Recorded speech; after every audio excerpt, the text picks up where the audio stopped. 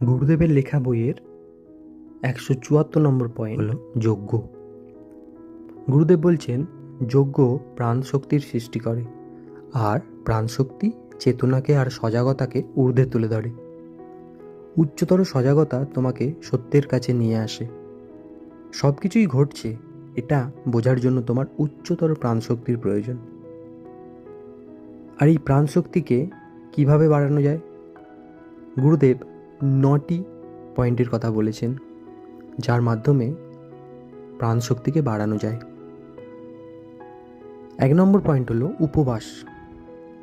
উপবাস করা এবং টাটকা খাবার খাওয়া। 2 নম্বর পয়েন্ট প্রাণায়াম, সুদর্শন ক্রিয়া ও ধ্যান, এগুলির অভ্যেস করা।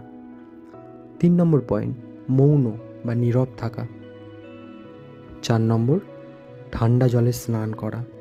5 সম্পূর্ণ অবসাদগ্রস্ত বিধ্বস্ত অবস্থা, ঘুম, এগুলোকে জায়গা না দেওয়া। তার মানে জাগ্রত থাকা, সজাগ থাকা, সচেতন থাকা। 6 আবেগের চূড়া, মানে আবেগকে নিয়ন্ত্রণ করা। 7 গুরুর উপস্থিতি। 8 সঙ্গীত ও মন্ত্র উচ্চারণ অভ্যাস করা। 9 দাতা ভাব না রেখে দান করা এবং কর্তা ভাব না রেখে সেবা করা। গুরুদেব বলছেন, এই সব কিছুকে একসঙ্গে করলে তাকে বলে যজ্ঞ।